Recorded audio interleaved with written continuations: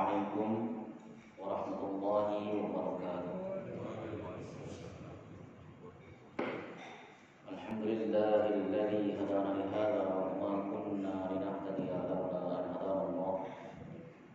Asyhadu an la ilaha illallah wahdahu la syarika lah wa asyhadu anna sayyidana Muhammadan 'abduhu wa rasuluh.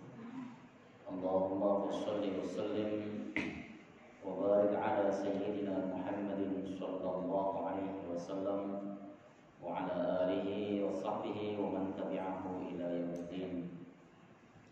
Amma ba'du fa ya ibadallah ittaqullah lianna Allah ta'ala yaqulu fi kitabihil karim wa huwa asdaqul qailin ya ayyuhalladzina amanu taqullaha haqqa tuqatih wa la tamutunna illa wa antum muslimun. Alhamdulillah, syukur atas hingga mari kita senantiasa panjatkan kepada Allah Subhanahu wa taala atas nikmat-nikmat, hidayah dan taufiknya sehingga kita bisa kembali bermujalasah di majlis ini, dan mudah-mudahan Allah senantiasa memberikan ridho kepada kita semuanya, memberikan ampunan kepada kita semuanya, memberikan kesehatan dan senantiasa memberikan keistiqomahan kepada kita untuk senantiasa berada di jalan Allah Subhanahu wa taala. Salawat dan salam semoga senantiasa tercurah atas nabinya Rasulullah Muhammad sallallahu alaihi wasallam beserta seluruh keluarga beliau, sahabat, kerabat dan pengikutnya serta kita semuanya yang insyaallah istiqomah konsisten dalam menjalankan dan mengerjakan sunnahnya yang hasanah. Kita lanjutkan pengajian kita, kitab Tanbihul Ghafilin. Batasan saya, karena memang saya nggak berubah-ubah batasan itu, masih di bab mayur jamin rahmatillahi ta'ala bagian akhir. Jadi rahmat Allah yang diharapkan itu di bagian akhir, dan setelahnya nanti adalah ke amar ma'ruf nahi munkar. Itu enaknya ngaji kitab itu begitu. Jadi kita nggak kehilangan jejak kalau ngaji kitab. Dan ngaji kitab itu ya salah satu keenakannya adalah kita bisa langsung merujuk kepada sumbernya, tinggal kita ngomong jelasin saja. Beda kalau ngaji ceramah. Ngaji ceramah itu kalau kehabisan sumber bisa cengok di depan.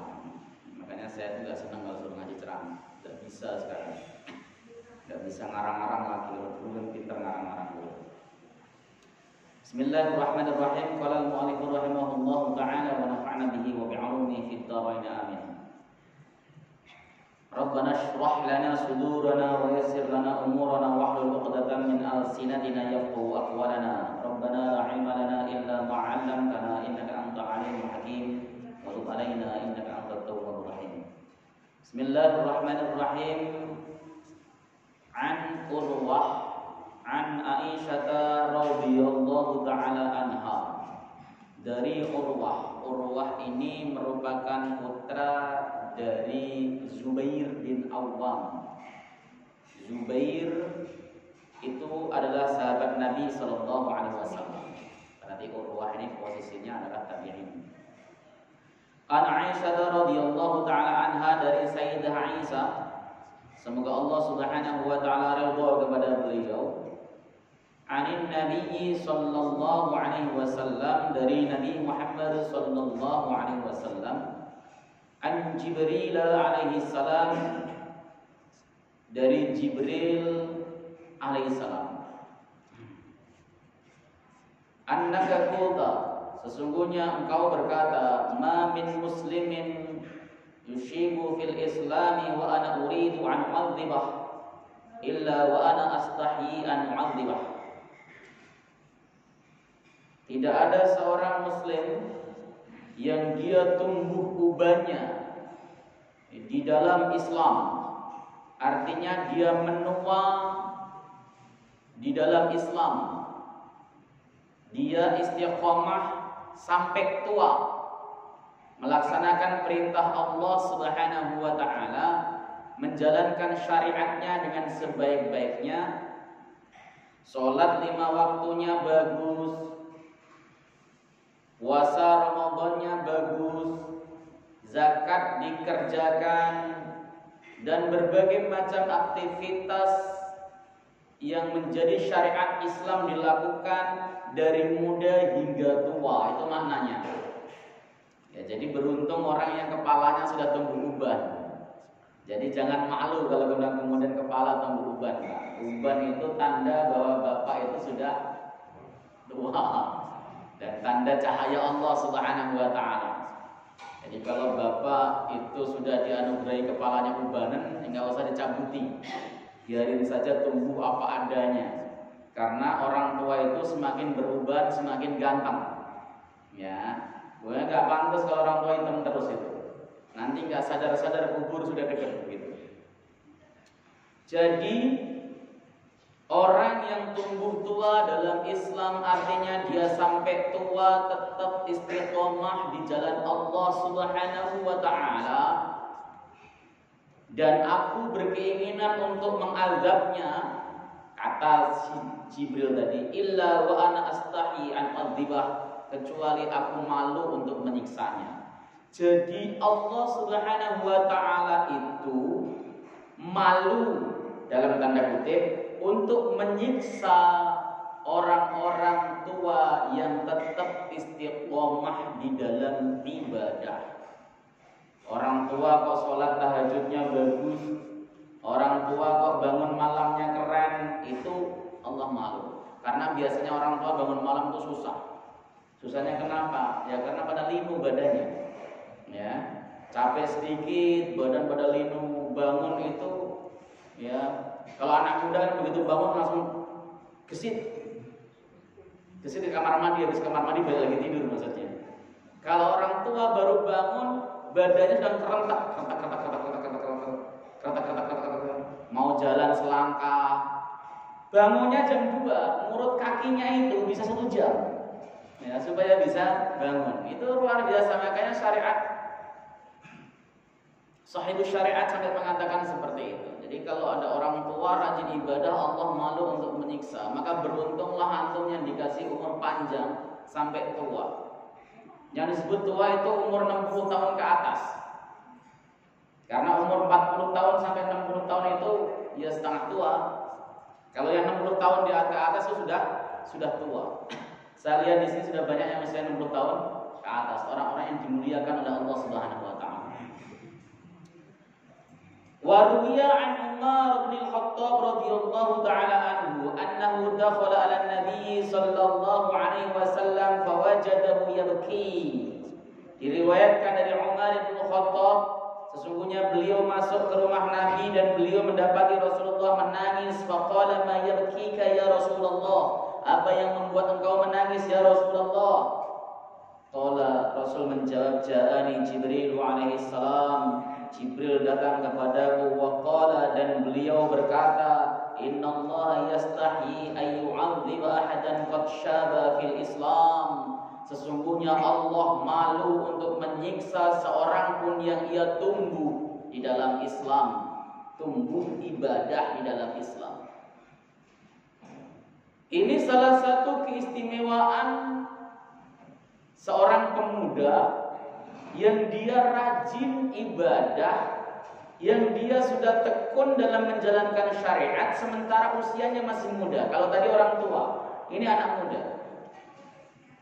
Anak muda itu biasanya kekuatannya masih prima, syahwatnya masih tinggi, ya. Kemudian dia mampu menahan itu semua dalam rangka ibadah kepada Allah Subhanahu wa taala. Allah malu untuk mengazabnya.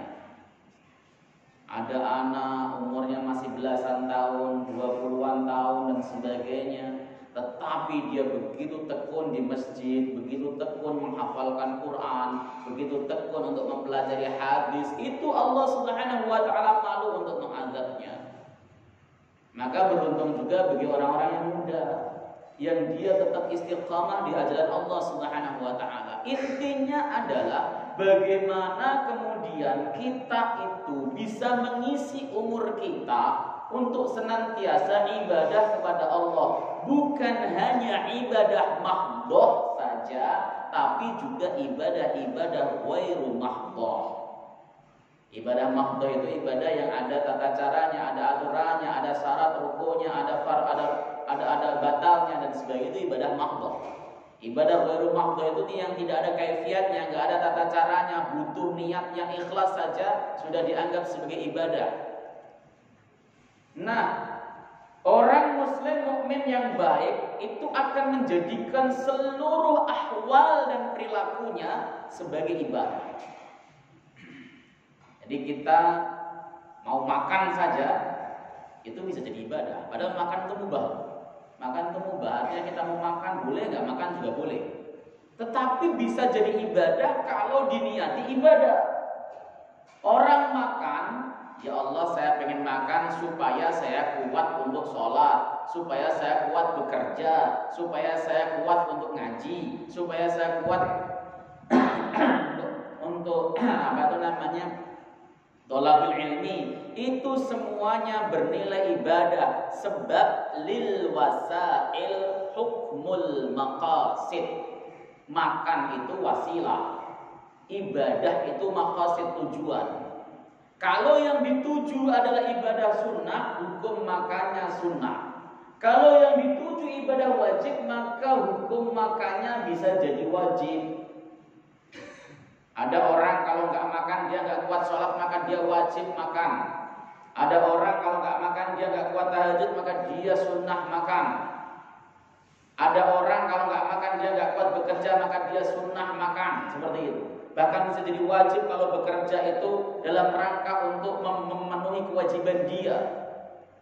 Jadi hal yang sifatnya mubah itu bisa jadi ibadah dengan niat ibadah. Kita bekerja itu bisa jadi ibadah kalau niatnya kita syukur kepada Allah Subhanahu wa taala. Jadi orang muslim itu apapun yang menjadi kegiatannya harus diniati ibadah. Enggak ngerokok kalau diniati menjauhi makruh jadi ibadah. Enggak ngerokok niatnya enggak doyan, enggak jadi ibadah. Kalau saya enggak ngerokok, kenapa? Makruh, gitu kan? Makanya ibadah. Kalau Pak kenapa ente enggak ngerokok, Pak? Enggak doyan, enggak jadi ibadah. Ya. Ini pentingnya supaya kita bisa menjadikan setiap gerak langkah kita menjadi ibadah. Sehingga umur tidak menjadi persoalan, mau tua mau muda. Itu tetap dia bisa ibadah dengan baik. Orang tua bisa rajin ibadah itu karena dia memiliki kebiasaan ibadah di waktu muda. Saya terkesan dengan orang-orang tua yang ibadahnya masih bagus. Sebelum subuh udah jalan tertatih-tatih, jalannya ada sudah sempoyongan, tetapi tetap ke masjid. Ya. Dan rata-rata memang yang kayak gitu yang tua-tua. Kenapa? Karena merasa umurnya nggak panjang. Kalau yang muda-muda mah tidur aja enak ya. Seperti itu. Maka kalau anak muda ibadah kepada Allah kok bagus, itu Allah senang banget. Ya. Waqala al-faqih rahimahullah ta'ala, al-faqih Abu Lais as-Samarqandi berkata, fal wajibu 'ala syaikhi an ya'rifa hadhihi al-karamah. Wajib bagi orang tua untuk mengetahui keutamaan atau karamah ini, keutamaan ini. Wa yashkurullaha. Boleh dibaca wa yashkuru, boleh baca wa yashkura dengan ataf kepada ayya'rifa. Wa yashkurullaha, dan bersyukur kepada Allah Subhanahu wa taala. Wa yastahyiya min Allah azza wa jalla, dan malu kepada Allah Subhanahu wa taala. Wa yastahyiya min al-kiramil katibin, dan malu kepada malaikat pencatat amal. Wa yamtani'a 'anil ma'asi, dan dia mencegah dari perbuatan maksiat. Wa yakuna muqabbilan 'ala ta'atillahi ta'ala, dan dia selalu gesit dalam menghadapi dan menjalankan ketaatan kepada Allah Subhanahu wa taala. Jadi kalau orang tua itu merasa mendapat kemuliaan dari Allah, Allah saja malu untuk menyiksa orang tua yang ahli ibadah, maka orang tua ini harus sadar dan tahu bahwa dirinya dimuliakan oleh Allah Subhanahu wa taala.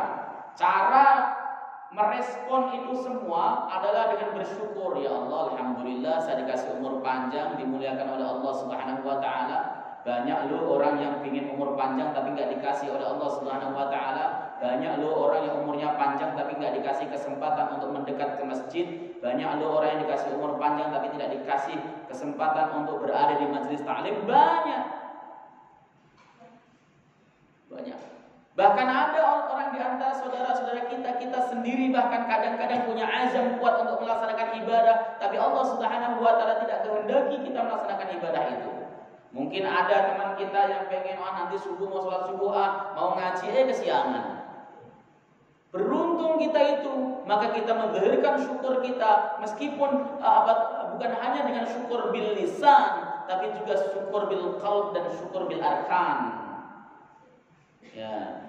Kemudian dia malu kepada malaikat pencatat amal, malaikat kiramul katibin. Istiqamah dalam melaksanakan ibadah, fa innahu la yadri mata ya'ti ajalu.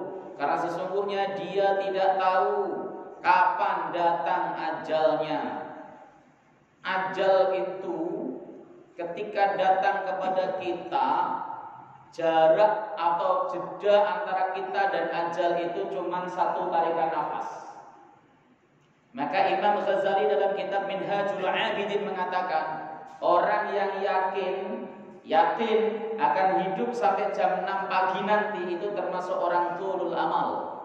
Panjang amal cita-citanya, panjang angan-angannya. Itu mamnu syar'an, dilarang secara syariat. Orang yang yakin bahwa semenit ke depan itu dia akan hidup, maka dia termasuk tulul amal. Karena jarak antara hidup dan mati kita itu cuma satu tarikan nafas. Ada seseorang narik nafas nggak berhasil mengeluarkan, mati dia. Ada orang narik nafas nggak bisa narik lagi, mati dia. Jadi jarak antara hidup dan mati cuma satu tarikan nafas.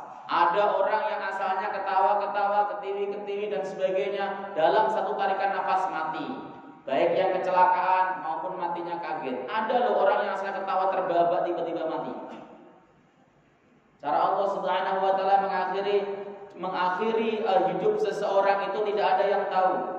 Beruntung kalau kemudian antum diakhiri oleh Allah Subhanahu wa taala hidupnya dalam keadaan saleh, dalam keadaan di masjid, dalam keadaan sujud, dalam keadaan ibadah, dalam keadaan baca Quran, dalam keadaan bersedekah. Beruntung.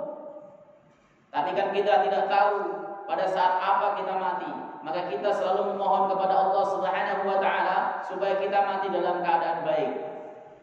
Maka jangan kemudian kita pede, saya ngaji nanti kalau sudah 60 tahun, nanti saya mau istiqomah, betul-betul istiqomah baca Quran, belajar kalau sudah pensiun, belum sampai pensiun dia ternyata sudah dipensiunkan oleh Allah Subhanahu wa taala.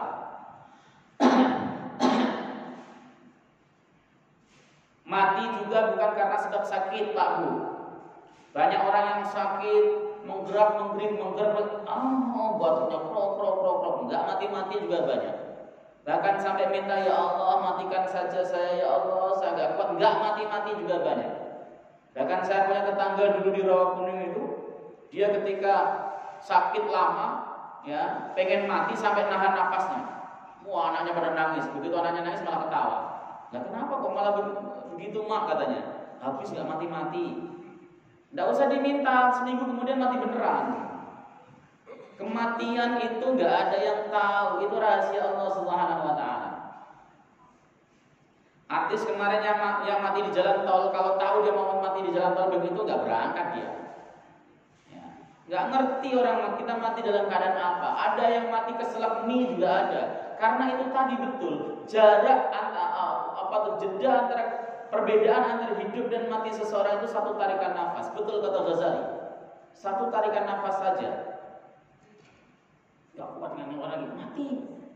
Ada orang yang keluar nafas, gak kuat narik lagi, mati. Itu saja. Kita tidak tahu kapan kita mati. Terutama yang sudah tua-tua begini. Umur kalau sudah tua itu harus lebih banyak mengingat mati. Saya pernah ketemu dengan seseorang. Dia bercerita, Ustadz saya itu kalau mau tidur, baca apa saja yang saya bisa. Yang mulai dari baca surat Al-Mulk, kemudian baca apa saja yang dia bisa. Baca istighfar sebanyak-banyak. Kenapa? Umur sudah seperti saya ini Ustadz.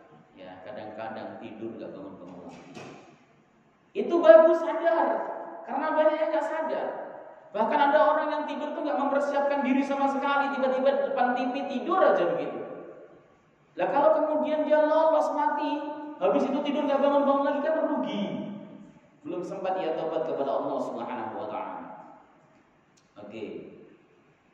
Masya Allah. Fa inna zara idza dana hasadu la yantadhiru bi. Sesungguhnya tanaman itu, padi, tatkala sudah sampai kepada masa panennya, itu tidak usah ditunggu lagi, udah dipanen aja. Kalau saya lihat, ya kita semua kan orang yang siap panen, karena mati tidak memandang umur. Tapi yang tua siap-siap lebih dibanding dengan yang muda, karena sudah tua. Orang yang usianya 70 tahun itu bisa bertahan 10 tahun lagi, itu sudah fadl dari Allah yang luar biasa. Ya pengennya sih panjang umur terus. Ya Allah, panjangkan umur. Mestinya kita itu memintanya memang, ya Allah kalau matiku lebih baik, nah kemudian langsung bisa masuk surganya Allah Subhanahu wa taala, ya udah matikan saja daripada hidup juga nyusahin begitu kan. Tapi kalau hidupku ini manfaat, panjangkan umurku dalam ketaatan, seperti itu boleh. Maka kalau kemudian matinya ternyata lebih baik daripada hidupnya dalam ilmunya Allah yang sempurna, ketika dia mati sudah disambut oleh kesenangan-kesenangan ukhrawi. Gak usah takut. Takut juga mati, gak takut juga mati masalahnya. Gak usah takut, yang penting disiapkan dirinya sebaik-baiknya. Maka ini tadi pesan buat orang yang tua. Yang muda-muda masih selamat dari pesan ini maksudnya ya. Tetapi ya tetap kena. Anak muda jangan merasa bahwa wah kalau begitu kita tenang-tenang saja. Banyak anak muda yang mati muda banyak. Ya. Masya Allah, Masya Allah, Masya Allah. Kadzalika syabu, nah demikian juga anak muda. Yajibu alaihi ayattaqiyallah, supaya dia bertakwa kepada Allah. Wajib bagi anak muda untuk bertakwa kepada Allah Subhanahu wa ta'ala, wa yastanibal ma'asi, dan menjauhi berbagai macam perbuatan maksiat. Wa yaqbala 'ala ta'ati, dan memfokuskan dirinya untuk menghadapi ketaatan kepada Allah Subhanahu wa ta'ala. Fa innahu la yadri mata ya'ti ajalu, karena dia tidak tahu kapan dia mati juga. Sama, muda tua sama, berpotensi mati juga. Fa inna syaba idza kana muqabbilan ala ta'atillahi ta'ala wa yamtani'a 'anil ma'asi, maka sesungguhnya pemuda tatkala dia itu selalu taat kepada Allah Subhanahu wa ta'ala dan meninggalkan perbuatan-perbuatan maksiat, adallahu Allahu yaumal qiyamah tahta arsy, Allah akan memberikan naungan dia di hari kiamat di bawah arasy-Nya Allah Subhanahu wa ta'ala. Kama jaa fil khabar, sebagaimana datang dalam sebuah hadis. Jadi jangan kemudian apa sih untungnya Ustaz dikasih naungan di bawah aras, apa untungnya? Cuma naungan doang kecuali dikasih makan, beda. Naungan ini penting sekali karena pada hari itu disebutkan oleh Nabi sallallahu alaihi wasallam sebagai yauma la dhilla illa dhilluh, hari yang tidak ada naungan kecuali naungan Allah Subhanahu wa taala. Pada saat manusia itu dibangkitkan oleh Allah Subhanahu wa ta'ala, bangkit dari kuburan semuanya, namanya yaumul ba'ts, dibangkitkan dari Nabi Adam alaihissalam sampai orang yang terakhir dari kiamat, dibangkitkan oleh Allah Subhanahu wa ta'ala semuanya. Ketika dibangkitkan itu, orang-orang yang celaka itu sudah ketahuan dari wajahnya yang kusam cemberut, wajahnya yang tidak bersinar, beda dengan orang-orang yang biasa salat, biasa wudu dan sebagainya. Wajahnya gembira, ceria. Wujuhu yawma idzin musfirah, dhahikatun mustabsyirah. Wajah mereka pada hari itu cerah, tertawa dan gembira. Itu orang-orang saleh ketika dibangkitkan. Mereka semuanya akan dikumpulkan di mahsyar, mauqif, selama 40 tahun. Di mana tidak ada jalan menurun, tidak ada jalan naik, semuanya buminya itu datar semuanya, tidak ada tempat bersembunyi. Di mana matahari dalam hadis sahih diterangkan sangat dekat dengan kepala manusia, panas. Kemudian manusia akhwalnya berbeda-beda sesuai dengan dosanya. Ada orang yang kebanjiran keringatnya hingga sampai mata kaki, sampai betis, sampai lutut, sampai perut, sampai dada, sampai leher, sampai pertengahan telinga, sampai tenggelam, tergantung daripada dosa masing-masing.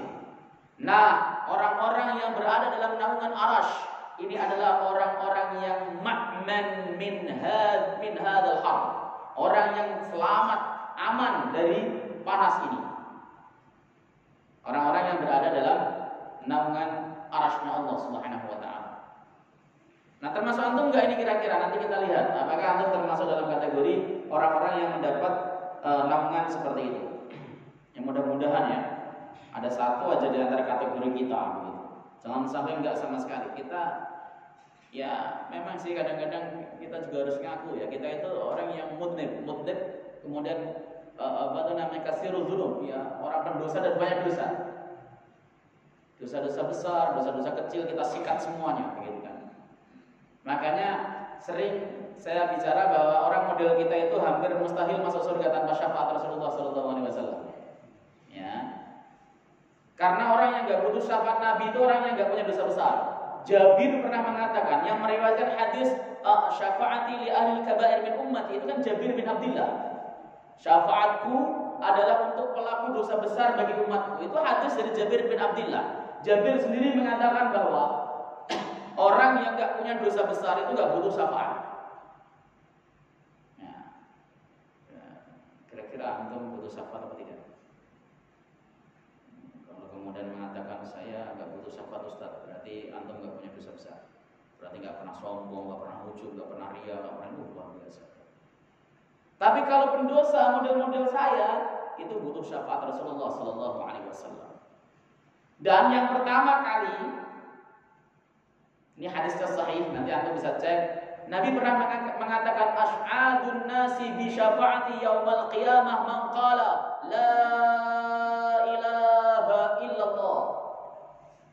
Orang yang paling beruntung mendapatkan syafaatku nanti di hari kiamat adalah orang yang mengucapkan la ilaha illallah, mengucapkan kalimat tauhid. Ini jangan sampai lupa, jangan sampai pernah dalam kehidupan kita itu melalaikan zikir ini. Terus banjiri hati kita, lidah kita terus la ilaha illallah, la ilaha illallah terus. Ini kalimat tauhid, ini afdhalul iman.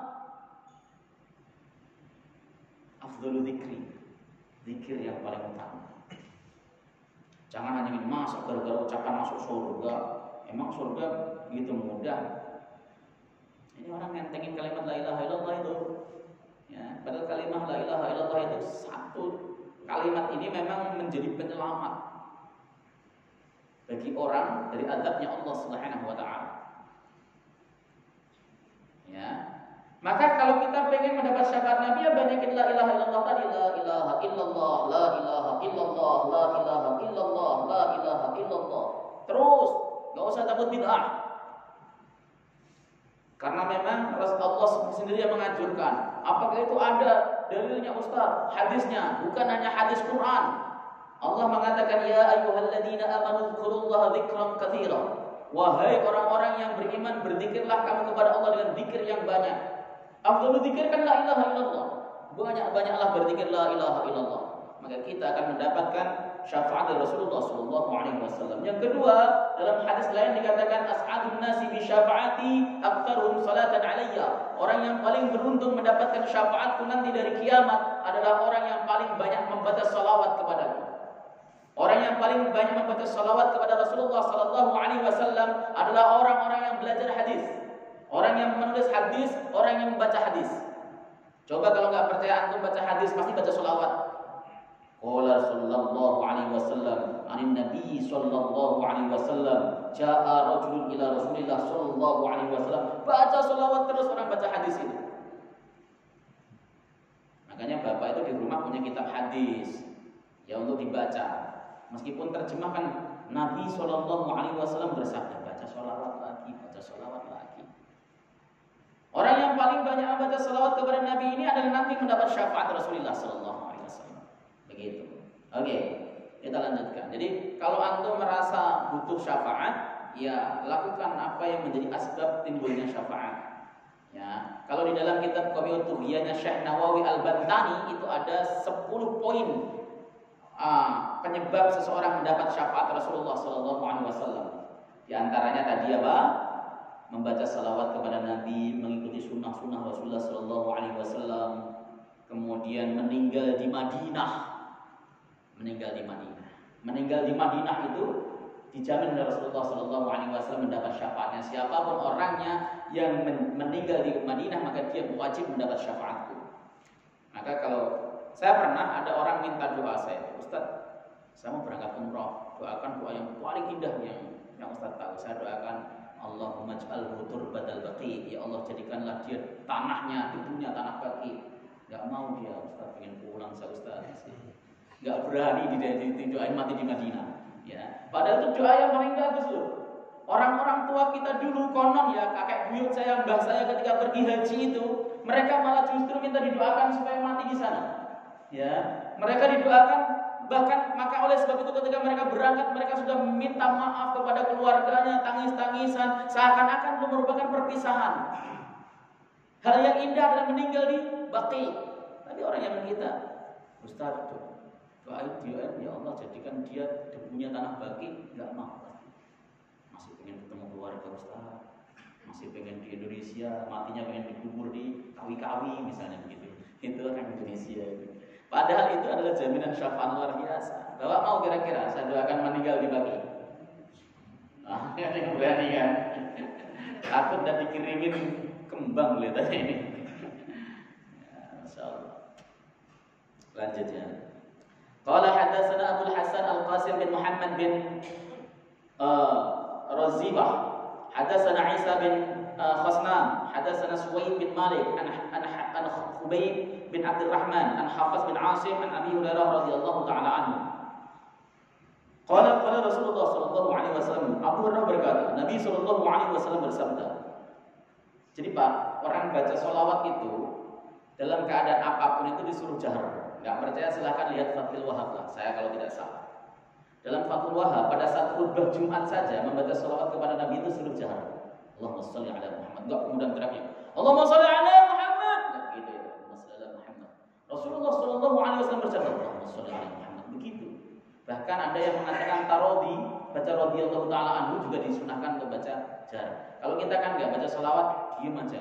Kok enggak baca selawat? Dalam hati Ustaz, ya dalam hati. Ucapkan coba, jangan dalam hati mulu. Ya, selawat.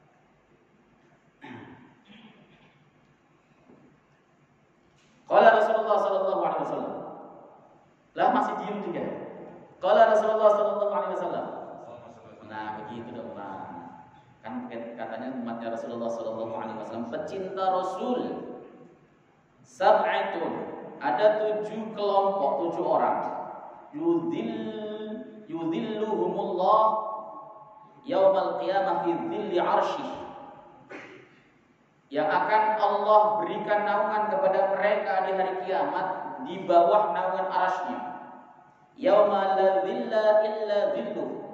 Di hari yang tidak ada naungan kecuali naungan Allah Subhanahu wa taala. Yang pertama imamun adil. Imamun adilun, imam yang adil. Seorang imam pemimpin yang adil. Kalau di dalam tafsir hadis itu diartikan sahibul wilayah al-uzma, orang yang memiliki kekuasaan besar. Berarti presiden, sultan, apalagi kaisar, pokoknya kepala negara. Dia harus adil. Orang yang bisa menegakkan hukum dengan baik. Orang yang bisa menjamin pelaksanaan syariat Islam dengan baik. Itu disebut dengan imamun adil. Imam yang adil. Orang jadi presiden itu berat. Hisabnya berat. Jadi antum mending gak usah jadi presiden. Ya, hisabnya berat. Jadi pemimpin itu hisabnya berat. Jadi ketua RT juga berat hisabnya. Itu serius. Kalau ada, misalnya contoh nih, ada anggotanya yang dia tidak rajin sholat, dia wajib amar ma'ruf nahi munkar karena dia ketua RT. Itu serius loh, nanti tanggung jawabnya berat. Makanya jadi presiden, Al-Khalifah Umar Ibnu Abdul Aziz, ketika beliau sebelum diangkat jadi presiden, jadi kepala negara, jadi khalifah, beliau adalah seorang saudagar yang kaya, pengusaha hebat. Semenjak diangkat sebagai kepala negara khalifah, beliau menjadi miskin. Kenapa? Beliau berhenti total untuk ngurusin rakyat. Sibuk ngurusin rakyat, bagaimana masyarakat sejahtera. Koruptor dipampas semua. Beliau memberikan keadilan yang luar biasa kepada rakyatnya. Beliau tidak mau pakai pakaian bagus sebelum rakyatnya itu semuanya kenyang. 3 tahun pemerintahannya sukses memakmurkan negara-negaranya Damaskus. Ya, kenapa? Ya karena memang juhud luar biasa. Enggak kayak kita ya, jadi presiden mumpung. Makanya kemudian makin kaya. Beliau luar biasa. Ini teladan yang luar biasa dan hampir tidak bisa kita dapati lah di zaman sekarang. Sekuat Umar ibn Abdul Aziz, makanya beliau itu dimasukkan ke dalam Amirul Mukminin, ya khalifah pelengkap 5. Abu Bakar, Umar, Utsman, Ali, kemudian Umar ibn Abdul Aziz. Sangat adil orangnya. Ya. Nah, yang kedua adalah syabun nas'a fi ibadatillah, pemuda yang tumbuh dalam ibadah kepada Allah Subhanahu wa taala. Ada anak muda, dia tumbuh kembang dalam ibadah kepada Allah, di pesantren ngafalin Quran, sholatnya bagus, ya puasanya bagus. Ini keren luar biasa. Makanya kalau punya anak, itu yang nomor 1 adalah didik dia agamanya. Yang pertama kali mendidik anak itu yang benar adalah ngajari dia tauhid, masalah keimanan. Makanya dalam Kifayatul Awam, ya, yang dikhasyai oleh Syekh Ibrahim Al-Bajuri, itu beliau menegaskan seorang anak yang pelajaran yang wajib diberikan kepada anak sebelum diajarkan ia sholat adalah mengajarkan tentang Rasulullah Muhammad SAW. Ajari dia Rasulullah itu siapa, bapaknya siapa, ibunya siapa, lahir di mana, wafat di mana. Ajari dia. Bukan mengajarkan salat nomor 1, bukan, tapi mengajarkan masalah keimanan karena mencintai keluarga Nabi Sallallahu Alaihi Wasallam, mencintai Rasulullah Sallallahu Alaihi Wasallam dan termasuk dalam kategori keimanan. Ya, la yu'minu ahadukum hatta akuna ahabba ilaihi min waladihi wa walidihi wan nasi ajma'in. Tidak di dalam kitab syarah hadis karangan Qodiyah itu dikatakan la yasihhu iman ahadikum, enggak sah iman salah satu di antara kalian sehingga aku lebih dia cintai dari apapun. Jadi mencintai Nabi Sallallahu Alaihi Wasallam itu harus di atas segalanya. Dan ini ditanamkan semenjak kecil. Jangan ingkilab, jangan kebalik. Kita lebih dulu menanamkan huruf hijaiyah, belajar fikih kepada anak-anak, bukan seperti itu. Belajar tauhid nomor 1. Ibnu Umar pernah mengatakan nahnu nata'allamul iman qabla an nata'allamal Qur'an. Kami itu belajar iman dulu sebelum kami belajar Quran. Wa idza ta'allamnal Qur'an zada imanuna. Tatkala kami belajar Quran, tambahlah iman kami. Karena belajar masalah tauhid dulu, baru kemudian mereka belajar Quran. Saat membaca Quran imannya tambah. Kita tidak tambah-tambah baca Quran. Kenapa? Karena belajar imannya telat.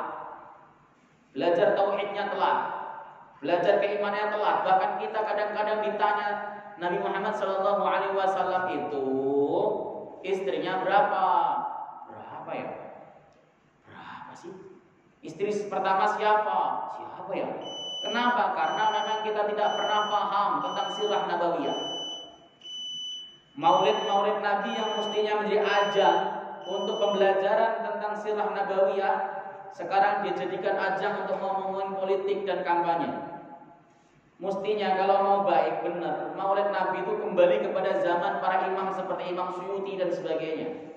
Kumpul orang-orang, kemudian mereka baca Quran, bacakan sejarah Nabi sampai selesai, lalu makan-makan, pulang bawa berkat, selesai. Kita enggak, ada maulidannya paling sholawatan sebentar, serokolan bentar selesai, habis itu ceramahnya pun gedabrus kemana-mana, enggak ada ujungnya. Coba kalau mau baca mulai dari at-tabi'ul imla bismillatil aliyah mustadirrun faydul barakati ala ma ana lahu wa aula sampai pada pungkasannya. Kemudian dijelaskan dengan baik setelah itu sama penceramahnya. Orang pulang dapat semangatnya Rasulullah Shallallahu Alaihi Wasallam. Dapat mereka, ya Allah, Rasul menyebarkan agama ini dengan darah ternyata. Ketika beliau di Taif, beliau dilempari batu hatta hudibat bidimaihi nahla, sehingga sendal beliau itu penuh dengan darah. Kita akan terbakar. Kalau Rasul saja begitu, bagaimana dengan saya? Masa saya nggak ada actionnya sih? Salahuddin Al-Ayyubi dalam rangka untuk membangkitkan semangat para pasukannya supaya bisa merebut Al-Quds, itu adalah dikenalkan sirah nabawiyah terus-terusan. Kita kan enggak, ya, itu serius. Makanya ya banyak sekali orang yang selesai maulidan ya biasa-biasa saja karena ruhnya nggak dapat. Ya tadi penceramahnya mestinya menyampaikan masalah kisah maulid Nabi Sallallahu Alaihi Wasallam, ngomongin masalah politik lah, ngomongin itu, ngomongin masalah artis, gedebus kemana-mana, nggak ada isinya. Itu serius. Ini kritikan, bukan karena saya tidak suka maulid. Saya itu orang suka maulidan, Pak. Tapi saya mengkritik diri sendiri, jamaah saya sendiri juga. Kenapa begitu? Ayo kembalikan ke asalnya. Kalau nggak mau baca Maulid Barzanji, baca sirah yang lain. Boleh fikih sirahnya Al-Buti, boleh tadhibnya Imam Nawawi, boleh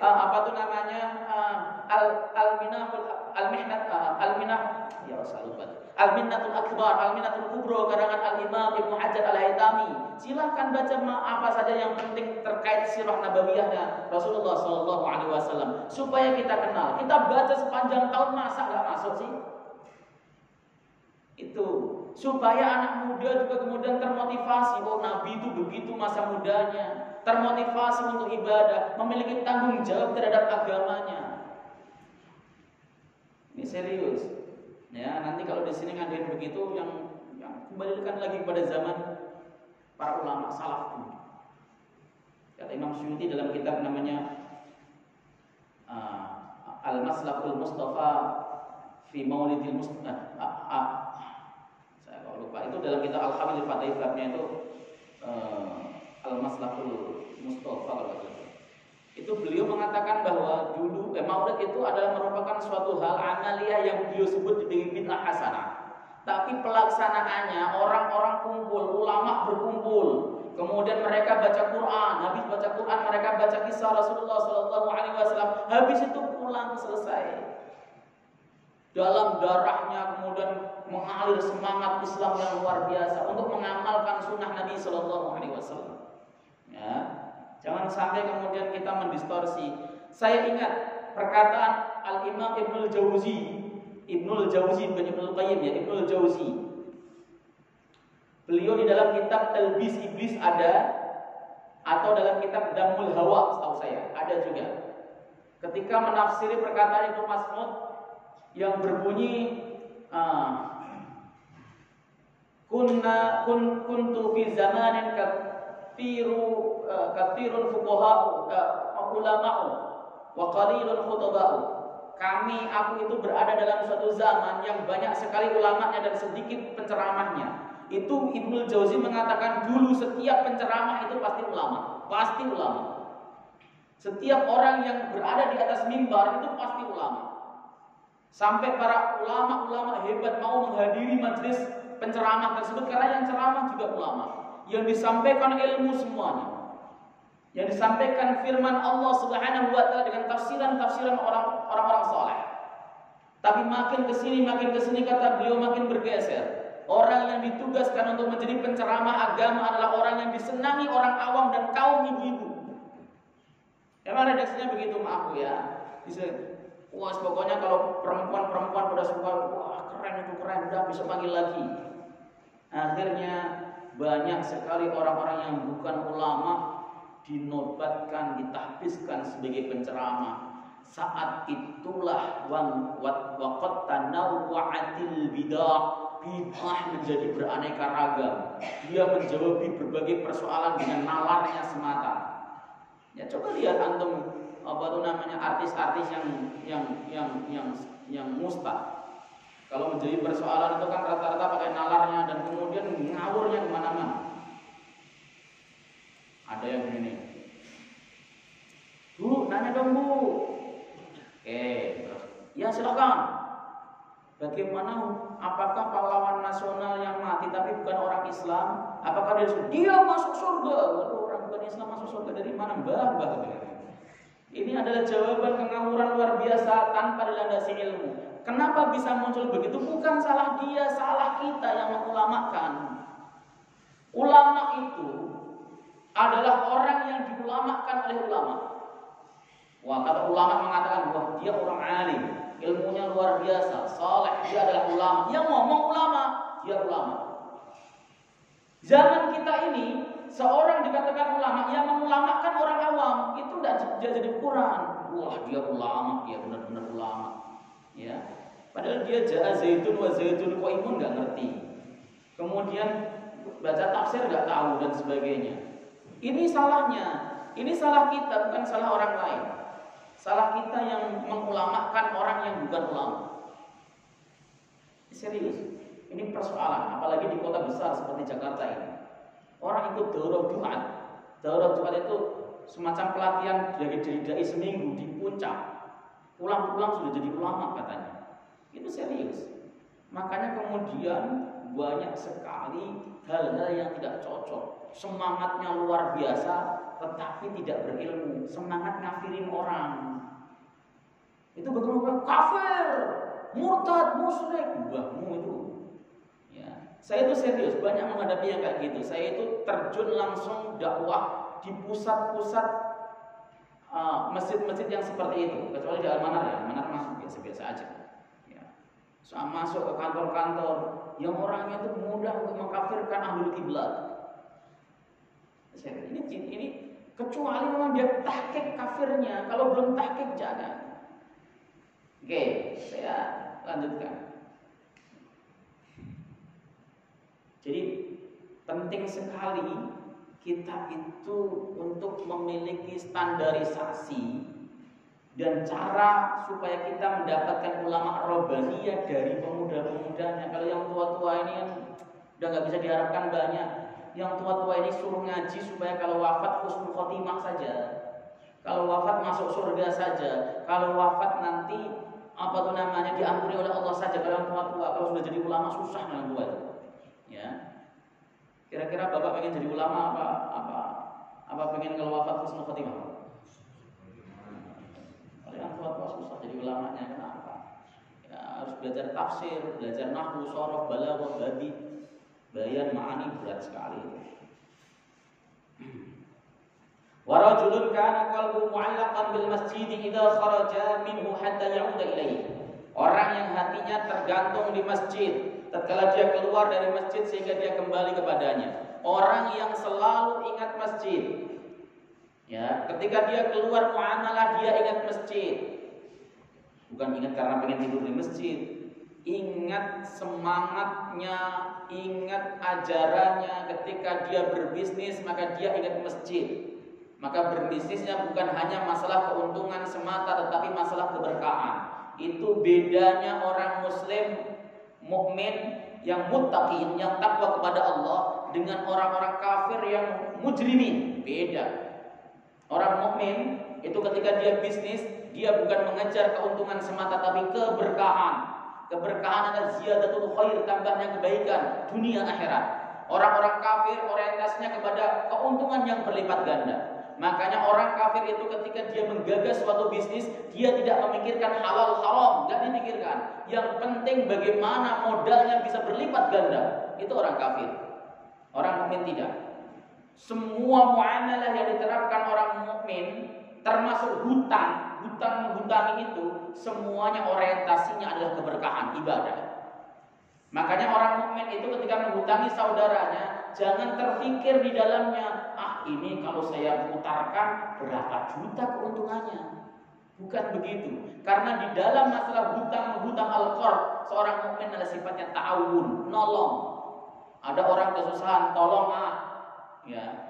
Ketika dia menolong, dia tidak berpikir nanti harus berbunga 10% dan sebagainya, enggak berpikir sama sekali. Kenapa? Karena orientasinya keberkahan.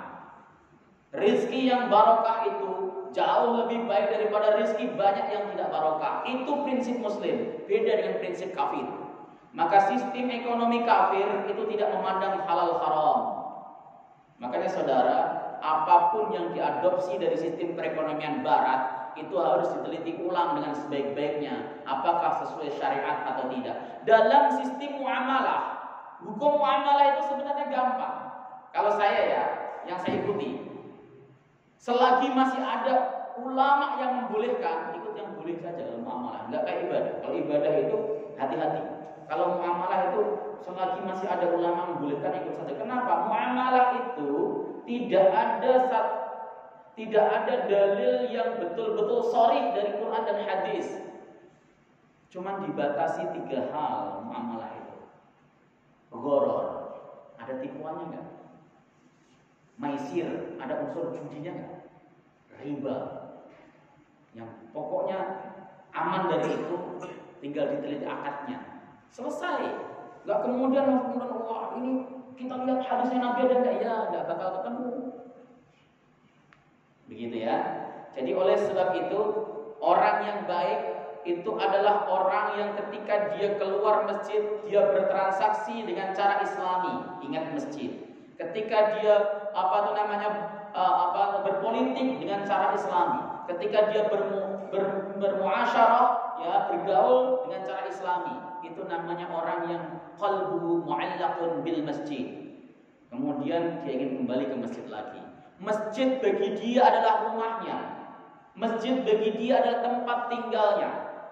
Di dalam kitab namanya Ithaf Sadadil Muttaqin karangan Al-Hafidz Zubaydi Al-Murtada, beliau mengutip sebuah hadis Nabi sallallahu alaihi wasallam, "Al-masjidu baitu kulli taqiyyin." Masjid itu rumahnya setiap orang yang bertakwa. Rumah orang bertakwa itu masjid. Jadi kalau ada orang mengaku bertakwa blingsatan di masjid, wah itu dipertanyakan ketakwaannya. Aku kalau di masjid rasanya panas ya, pengen keluar terus, itu dipertanyakan ketakwaannya, ya. Karena rumahnya orang bertakwa itu rumahnya di masjid. Makanya masjid itu tidak boleh dikunci, Ustaz. Ya. Wah kalau ada orang tidur gimana? Ya nggak apa-apa, kan nanti jadi bau. Sediain kasur. Sediain kasur sama bantal. Kalau takut ngiler, sediain bantal. Ustaz, kalau masjid buat tidur nanti efeknya karpetnya bau. Sediain kasur, sediain bantal, sediain kopi, teh, mantap itu. Kalau ada orang ini kita bicara masalah prospek masjid masa depan. Sehingga ketika ada orang dari Jawa di sana pengen ke Jakarta, nggak bingung nyari hotel. Wah saya gimana dan sebagainya. Muslim cari masjid. Saya dari kampung Pak ke Jakarta, ini mau nemenin saudara tapi belum ketemu. Bolehnya? Oh silakan. Gelarin kasur, kasih apa tuh namanya? Bantal, kasih selimut sambil ngomong, Pak di luar ada air hangat. Ya silakan kalau mau ngopi teh ada semuanya, tinggal bikin sendiri. Besok pagi kita sarapan bareng. Begitu. Lah itu yang disebut dengan memuliakan muslim lain. Bisa nggak? Bisa. Kalau perlu masjid ini bikin satu kamar khusus tamu. Bikin semewah hotel. Nah, untuk tamu aja harus semewah hotel. Kita sedang menghormati muslim saudara kita, saudara. Apakah kita tega saudara muslim kita kesusahan sholat hanya gara-gara semua masjid dikunci?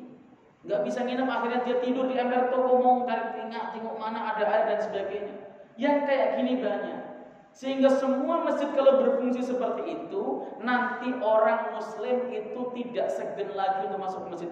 Ya kalau dia beneran, kalau bohong, urusan bohong dia dengan Allah Subhanahu wa Ta'ala, bukan dengan kita. Paham ya? Paham ya? Nanti begitu Pak masjid itu.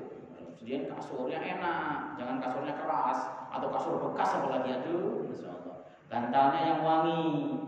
Untuk menyebut namanya Allah Subhanahu wa Ta'ala, saudara muslim kita loh, ya. Sediain dispenser, airnya hangat, terus ada kopi dan sebagainya. Siapa tahu dia pas pengen tahajud nanti pengen ngopi. Takut kota amal hilang Ustaz. Oh, bukan orang ente aja kok bingung-bingung. Ya. Saya pernah itu karena saya saat ini masih jadi penasihat sebuah masjid. Itu kota amalnya hilang. Yang pertama, kota amal jangan dikasih seperti kaca. Itu sampai sengaja sendiri dan salah kita. Masa kota amal kaca transparan, akhirnya dibobol, yang diambil uang 100 sama 50.000, 2.000 nggak diambil. Coba dikasih yang gede, ya stainless, dirantai nggak kelihatan, yang berat, repot dia bawanya. Nah, terus yang kedua, jangan selalu suudzon sama muslim lain. Berkali-kali saya kedatangan tamu. Assalamualaikum Pak, waalaikumsalam. Saya datang dari ini, bisa ongkos saya copet dan sebagainya. Saya nggak dia nunjukin KTP sambil gemetar. Saya tanya dulu, udah makan belum? Belum, Pak. Ya, makan dulu. Jangan tanya macam-macam. Bapak menipu ya, jangan begitu. Coba bayangkan itu kita ngomong jujur, dia ngomong begitu, sakit hati nggak?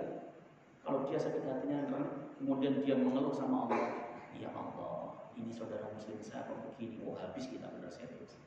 Udah, mau ajak makan. Kalau makannya serius, berarti kelaparan benar. Kalau makannya upik-upik selesai ya, itu pembohong biasanya. Makan, wah, kelaparan, biarin saja, nambah cukup. Udah, gimana? Mau kenapa masalah? Oh gini, wah saya gak bisa ngawasin. Anterin kalau memang sempat, anterin ke terminal, beliin tiket, kasih ongkos jajan suruh pulang. Kalau memang kita nggak percaya, kalau percaya kasih duit. Karena ada yang nggak percaya, ya anterin saja, anterin. Boleh nggak Pak pakai duit masjid? Boleh banget. Yang nggak boleh pakai duit wakaf. Misalnya ada orang ngasih ini wakaf ya Pak, masjid itu jangan diutik-utik. Tapi kalau tromol keliling boleh, silakan dipakai untuk kemaslahatan umat. Ini supaya orang itu nanti menjadikan masjid sebagai rumahnya gitu loh. Saya pengen ke situ lagi arahnya. Orang yang menjadikan masjid sebagai rumahnya. Rumah orang bertakwa itu di masjid. Wa kaffalallahu liman ja'ala masjidan baitahu. Allah akan menjamin orang yang menjadikan masjid sebagai rumahnya. Dijamin birrauhi warahmati wal jawazi ila sirat ila ridwanillahi ta'ala al-jannah.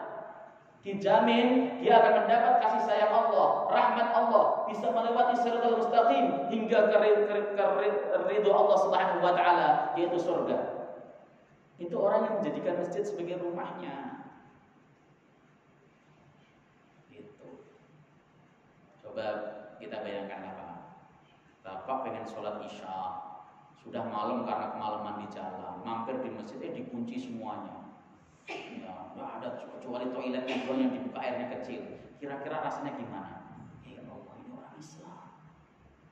Jadikan masjid sebagai markazul Islamiyah. Karpet jadi cepat rusak Ustaz, beli pakai duit jamaah.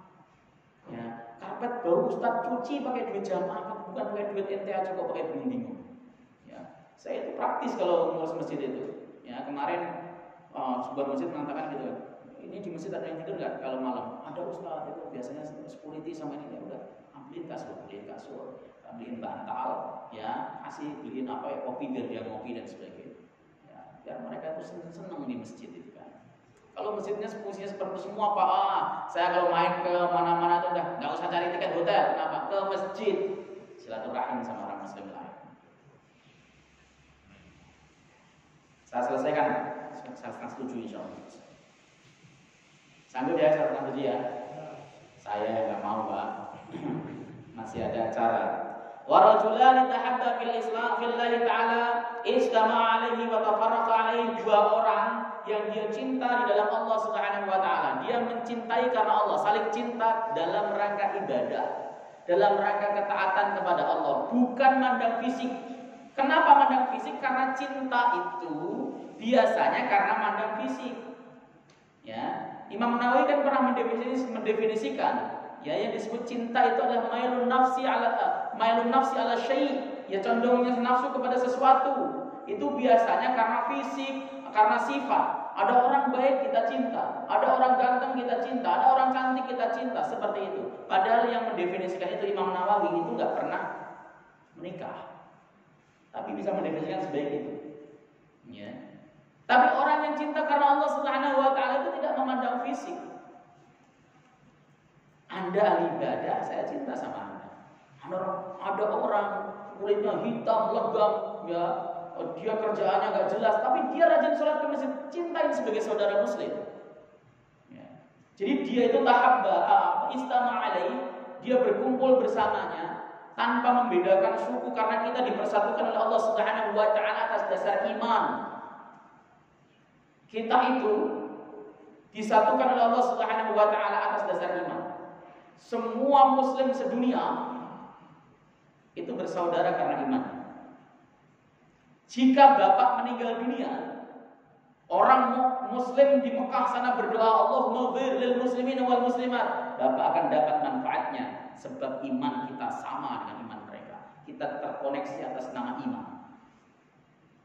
Ada kok saudara kita meninggal di kampung sana, kita berdoa, "Maghfir lil muslimina wal muslimat wal mu'minina wal mu'minat." Mereka pun mendapat doa manfaat daripada doa kita. Nah, jadi kita itu dipersatukan atas nama iman. Wa tafarraqa alaihi, dan pisah juga karenanya. Jadi kalau kemudian seseorang pisah, nggak suka sama seseorang, itu bukan karena persoalan lain, tapi karena masalah ibadah dan keimanan kepada Allah Subhanahu wa taala. Wa rajulun dzakarallaha azza wa jalla khalian fa fadat ainah. Ini sulit. Seseorang yang berzikir kepada Allah dalam keadaan menyendiri mengalir air matanya, sulit, Pak. Kecuali orang yang betul-betul sudah taqarrub kepada Allah Subhanahu wa taala, di tempat gelap gulita, di kamar enggak ada orang, dia bisa menangis terseduh-seduh keluar air mata, jempol. Kalau nangis di masjid mah gampang. Jadi kalau Bapak itu ada muhasabah bersama, dipimpin sama Ustadz Izi, lalu beliau nangis-nangis, Bapak ikut nangis, itu biasa namanya teori resonansi itu namanya. Ya, terpengaruh sama beliau yang nangis, jadi kemudian ikut nangis semuanya. Itu bukan bukti bahwa antum hatinya lembut, bukan. Ya, bukti bahwa antum masih manusia karena bisa menangis lihat orang menangis. Teori resonansi itu begitu. Kita ada orang cerita sambil sedih, kita ikut nangis. Coba, Allahumma ighfir lana, ya Allah, nangis sudah, adanya nguap. Serius, ini sulit. Kecuali orang yang memang betul-betul takarub kepada Allah Subhanahu wa taala. Nah, ini berikutnya bisa. Wa rajulun tasaddaqa bi shadaqatin fa akhfaha. Seseorang yang dia bersedekah dan dia menyembunyikannya hatta la ta'lama shimaluhu ma fa'alat yaminuhu. Sehingga dia tidak tahu apa yang dilakukan tangan kanan kirinya, sehingga tangan kirinya tidak tahu apa yang dilakukan tangan kanannya. Sedekah dalam diam. Orang menganggap bahwa dia nggak pernah sedekah, tapi dia adalah ternyata orang yang sedekah. Makanya Pak, kalau Jumatan mau kasih sedekah, langsung saja masukin ke tromol yang mana saja. Nggak usah nunggu tromol lewat aja kan.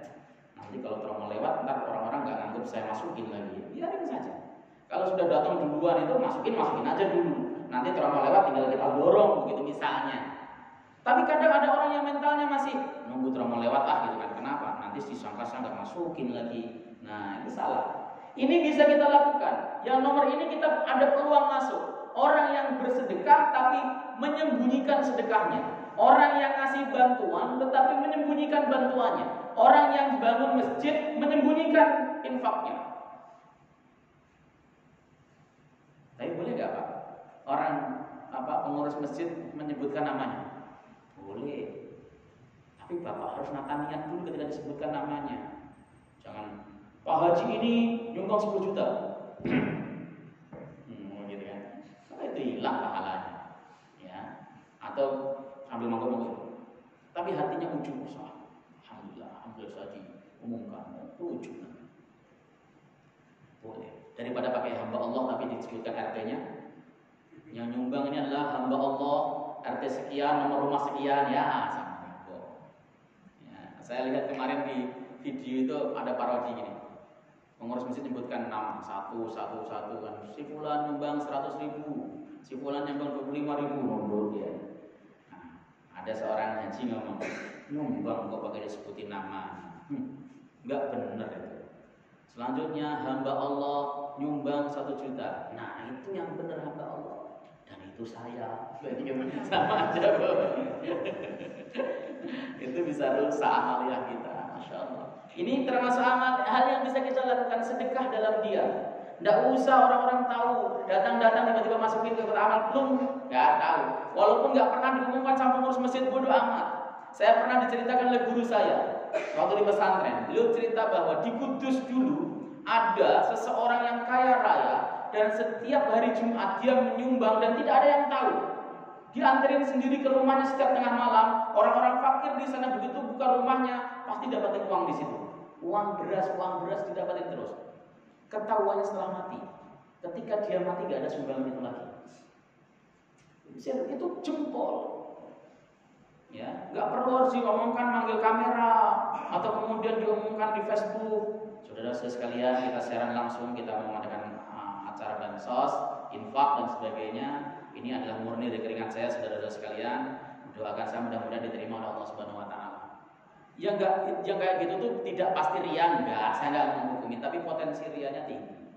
Ya. Ini amalia yang kita bisa lakukan. Ya. Jadi kelihatannya orang enggak pernah sedekah sama sekali sih. Setiap ada kota amal lewat, dia enggak tahu. Enggak usah kemudian lo enggak tahu aja gua gimana, enggak usah gitu. Udah diamin biarin aja. Warajulun da'atuhu imra'atun dzata hasanin wa jamalin nasiha. Wa qala inni akhafu Allah azza wa jalla. Seorang laki-laki yang diajak melakukan perbuatan buruk oleh perempuan, padahal dia itu adalah orang yang baik fisiknya dan cantik. Tapi dia berkata, "Inni akhafu Allah, aku takut kepada Allah Subhanahu wa taala." Ini orang yang imannya kuat. Ya. Selagi masih normal ya, selagi masih normal. Kalau nggak normal ya susah. Ini orang yang luar biasa. Diajak berbuat maksiat, ada kesempatan dia tidak mau. Ini dahsyat luar biasa. Ya, kan kita itu kadang-kadang mengkritik sesuatu itu karena nggak ada kesempatan. Oh, orang korupsi dasar. Bila itu ada kesempatan juga korupsinya lebih besar malah. Ya buktinya zaman dahulu itu korupsi itu adalah isi meja dikorupsi, tapi sekarang meja-mejanya dibawa pulang. Ya, artinya padahal dulu itu yang melihat, wah ini koruptor, rezim koruptor dan sebagainya. Begitu jadi pejabat sama korupsinya. Ya, karena nggak ada kesempatan saja antum. Coba ada kesempatan mengelola proyek 1 miliar saja nggak usah gede-gede. Wah ini mikir 1 miliar kalau saya ambil 5% saja, wah segini, wah gede juga. Akhirnya main di situ. Kalau dia nggak mau main, pura-puranya maaf nih, ya manggil rekanan. Kamu mau nggak saya kasih proyek 1 miliar? Ya, boleh Pak. Tapi jangan lupa buat saya. Masukin. Berapa persen Pak? Saya. Ya, dia nggak korupsi, ngaku dia orang sono, tapi dia ngalir ke dia juga sama aja Pak. Ya, makanya jangan sampai fitnah dunia itu menjadikan kita lupa segala-galanya, dan memang ujian yang paling besar ya masalah dunia. Antum itu belum diuji dengan betul-betul sebelum diuji masalah harta. Kata Sayyidina Umar, ini saya baca dalam kitab Mukhtasar Minhajul Qasidin, beliau itu mengatakan banyak orang yang ketika diuji susah itu lulus, tapi ketika diuji dengan kekayaan, harta yang banyak yang gagal. Minimal dia akan malas bayar zakat, ya menjadi orang yang beli dan sebagainya. Oh ta'ala, silakan kalau ada muskil.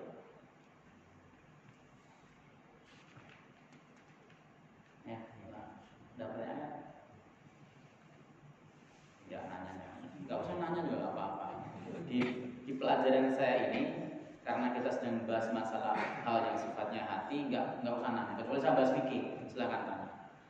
Ya, yang penting adalah bagaimana kita paham, terus kemudian kita amalkan. Amalkan itu penting sekali. Kita itu tidak tahu kapan kita mati. Makanya kadang-kadang kalau di jalan itu yang seperti saya kan hidupnya di jalan ya, setiap hari saya itu keluar pasti karena memang kegiatan saya di luar. Itu ya Allah.